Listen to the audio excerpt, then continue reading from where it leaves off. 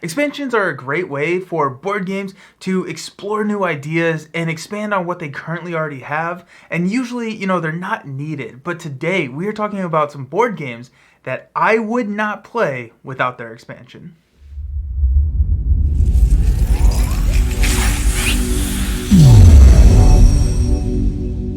Hello and welcome to Nelson All Over. I'm really excited to have you here, and I'm excited to kind of talk about this topic because a lot of times there are games out there that I love the expansion to. However, I would still play the core game.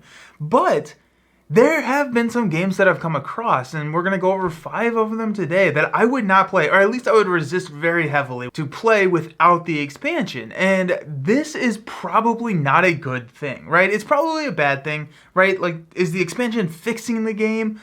Not necessarily. And so when I'm going through all of these lists, what I'm going to do is tell you what the game is, and then also the expansion that I find that it's critical to play with, and I'm going to tell you why. Not saying that the core game is bad, but there may be some reasons why I think you need the expansion in order to make it the best experience it can be. Now, these are not necessarily in any specific order. I'm just going to go through stream of consciousness, kind of figure them out, and just go through. So, like, the number 1 is not the worst game without the expansion or whatever. I'm just going through.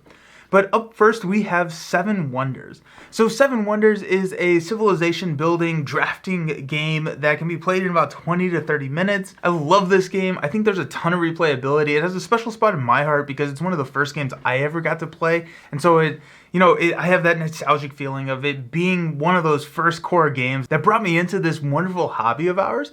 And there are a lot of expansions to Seven Wonders. However, the one expansion I don't think I would play this game without is Leaders. Leaders adds an additional phase to the game. So before you do anything, before you go into age 1, you're drafting 4 different leaders. Then at the beginning of each one of your ages, you're going to play a leader. And these leaders kind of can give direction to the overall strategy. So there are going to be leaders that will lean into you trying to diversify. So like Plato, you kind of want to diversify and do as many things as possible multiple times. Or there are going to be other ones that like lean you into a specific military strategy or big money strategy like Midas.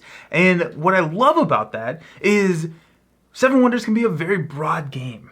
Very, very broad. And so this, especially with new players, helps give a direction and a clear path forward. So it's like, okay, you have these leaders. Oh, I'm going to try and figure out blue cards because I have a leader that helps me with those blue cards. It gives that direction. It gives a little bit more dimension to some of the different strategies. I did not enjoy military very much. However, if I get the right leaders, I do enjoy playing the military strategy, and it gives that depth to the game. But really, it's a really simple expansion. I typically go to this as one of the best expansions of all time, and while, yes, you could play Seven Wonders without it, I think the value that it brings to the game is something that I would very, very miss playing vanilla Seven Wonders. That brings us to our second game on our list, which is Viticulture. Viticulture is a Stonemaier production. It's a worker placement wine-making game where players are running an independent vineyard, trying to fulfill contracts and racing towards a winning victory point score. The expansion that I would not play this game without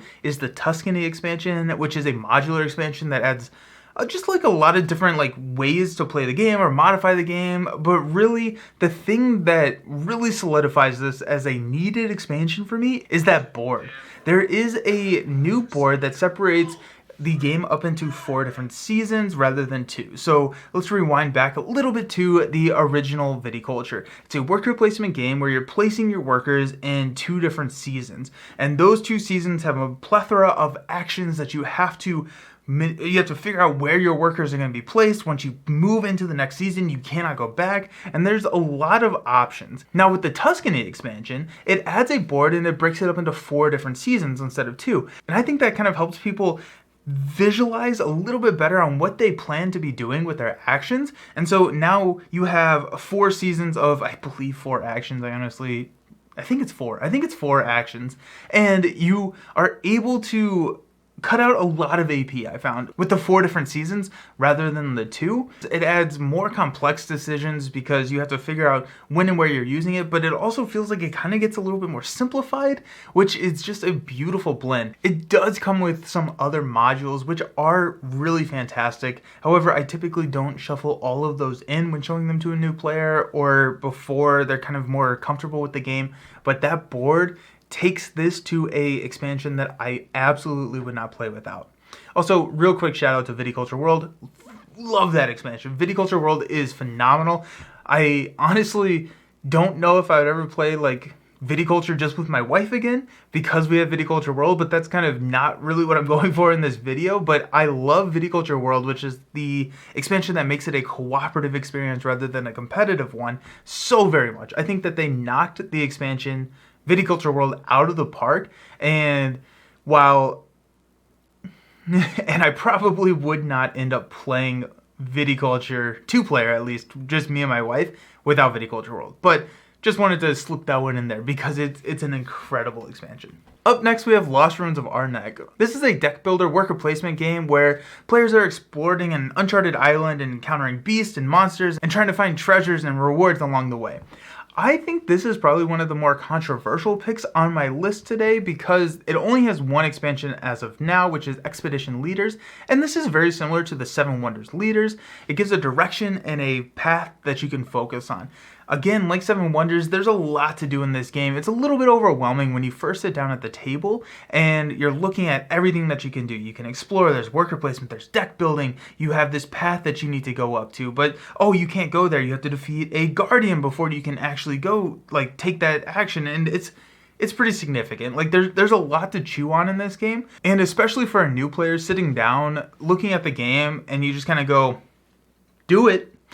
It can be a lot. And similar to that Seven Wonders Leaders expansion, the Expedition Leaders, they're even named the same, it's kind of funny. The Expedition Leaders gives you a asymmetrical player power that does give you a path. There's the one that's really good at exploring. There's someone that helps you get additional resources, which allows you to move up on the track a little bit more. And this kind of gives you a focus and a path forward that really, really can help out in a game as grandiose as Lost Ruins of Arnak. It brings us to number 4, which is Role Player, and Role Player by Thunderwork Games is one of my favorite themes of a board game of all time. So you are creating like a role player character or D&D, Pathfinder, what have you character by drafting dice to fill in stats. So it's kind of like a character building Sagrada. It's kind of how I've described it before, but you are going to be drafting dice, placing them in your strength, dex, con, and intelligence, wisdom, charisma. Yes, got it. Okay. And then trying to hit specific goals based on your backstory, your class, and then your species. And so there are ways that you want to get specific colors. It's a really cool game. I really like the game. However, without the expansion for monsters and minions, it can be very non-replayable. And so what I'm saying here is, the first part of the game, you are drafting dice to place into your stat array. Then you go into the buy phase where you're buying different cards, you're buying armor and weapons and cool traits and all these cool stuff to modify the character that you have built, and those decisions could get very linear. And I didn't love that part of the game. However, Monsters and Minions felt like it added a secondary part of the game that allowed you to go fight like minions instead of buying gear. So if there wasn't something necessarily out there that you wanted or needed, you could instead fight minions, and then you could get information about the big bad monster that you're going to fight at the end of the game for additional victory points. And so it added a level of complexity to the game. Not necessarily complexity, it added a level of depth to the game. And this allowed me to have a lot more replayability with the game. And so while Role Player I think is good for the first couple of plays, if you want to play more than, honestly, for me at least, the number of plays that I'd be willing to give vanilla Role Player was very, very low. I think it was like 3.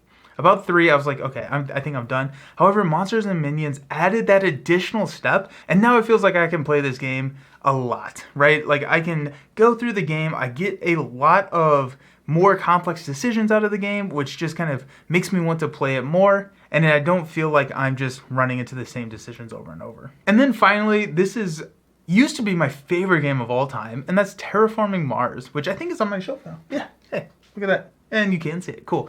Yeah, so Terraforming Mars, players are working to make Mars habitable. They are playing corporations, and the idea is to work to try and bring oxygen up to a certain level of temperature and then place oceans so that people can move and live on Mars. There's a lot of stuff in this game. It's a long game for what it is, and that's why I would not play this game without Prelude. I think this expansion does so much. One, it kind of gives you an asymmetrical start, but also it knocks off a significant amount of time on the game. In Prelude, you're drafting cards that you'll play at the beginning with your corporation that gives you some resources or some bonuses throughout the game that allows you to, one, give you a path, but it also kind of jumpstarts. It cuts about a generation or two, which is about 30 minutes off the game. And that right there is worth the, I think I got it for like $15. I mean, it was an incredibly affordable expansion that I would not play without. When I go over to friends' houses that have Terraforming Mars but not Prelude, I bring Prelude so that we can play it with that. I mean, it's a deck of cards. It's really easy to bring, it's really easy to use, and the amount of time and also just the asymmetrical nature of your start at that point, even more so than your corporation, is just very, very valuable in my opinion. So those are my top 5 games that I would not play without their expansion. Now there are a couple of more in there, and the LCGs didn't really make this list because the entire idea behind a living card game is that it's expandable and that you're moving forward, and that the kind of the thrill of the game is to see new things. And so I felt like that was kind of a cheap pick, but I did want to mention it as I probably would not play Arkham, Lord of the Rings, or Marvel without expansions,